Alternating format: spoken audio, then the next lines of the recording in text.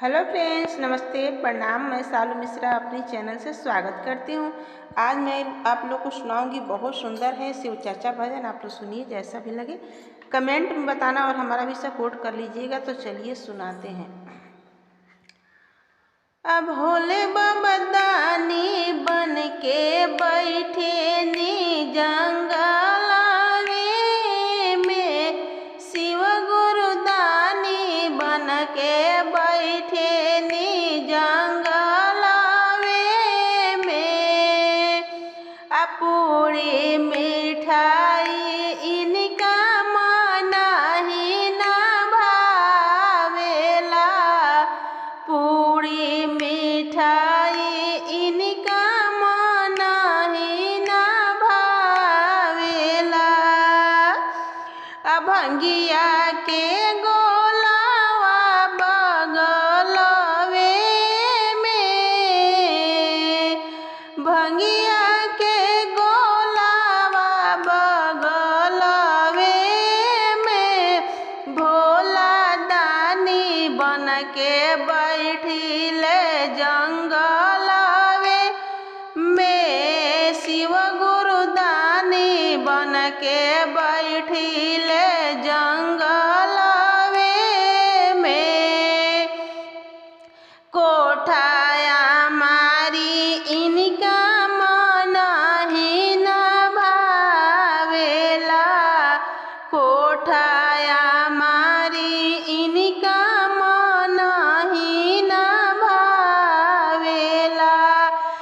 टूटही झोपड़िया बगलवे में, टूटही झोपड़िया बगलवे में, गुरुजी दानी बन के बैठिले जंगलवे में, शिव गुरु दानी बन के बैठी ले जंगलवे में। हाथी से घोड़ा इनके माना ही न भावेला, हाथी से घोड़ा इनके माना ही न भावेला। बसहा बैलावा बगलवे में, बसहा बैलावा बगलवे में, गुरुजी दानी बन के बैठिले जंगलवे में, शिवजी दानी बन के बैठिले जंगलवे में।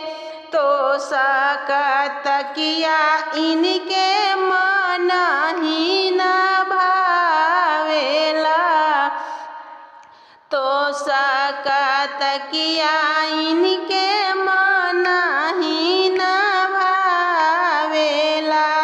मृगा के छालावा बगलवे में, मृगा के छालावा बगलवे में, गुरुजी दानी बन के बैठिले जंगलवे में, भोला दानी बन के बैठिले जंगल